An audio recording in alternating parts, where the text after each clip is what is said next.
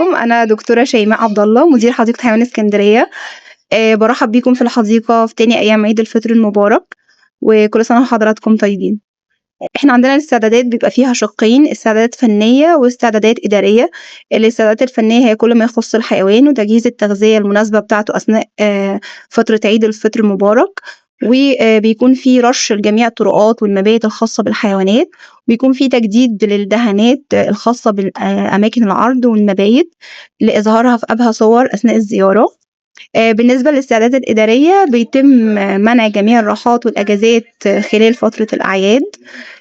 بيتم طبعًا مخاطبة مديرية أمن الإسكندرية لتوفير قوات أمن داخل الحديقة، ومرفق الإسعاف لتوفير سيارات إسعاف مجهزة لأي حالات طوارئ، وبيكون في مبادرات صحية رئاسية متواجدة طوال أيام فترة الأعياد. بالنسبة لأعداد الزائرين طبعًا في أول يوم بيكون الإقبال ضعيف شوية، لإن في أول يوم بيبقى زيارات عائلية أكتر، فكان عدد الزائرين حوالي ما يقارب 7000 زائر. تاني يوم الإقبال يمكن رغم الأجواء والأمطار، لكن الأعداد متزايدة والناس مقبلة على الحديقة، فالعدد النهارده حوالي من 10,000 ل11,000 زائر. والله هو رُكن الأطفال فعلًا كان بقى له فترة متوقّف، فالحمد لله يعني تم افتتاحه قبل العيد وتم تجهيزه والناس مستمتعة جدًا بافتتاحه يعني.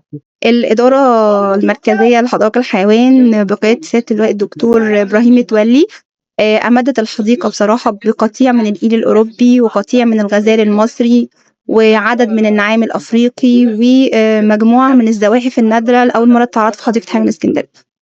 عندنا ولدات في جميع الحيوانات وفي فأس طبيعي، وخاصةً طبعًا أشبال الأسود، عندنا 4 ولدات من الأشبال ومجموعة من النسانيس بالقرود الحبشي.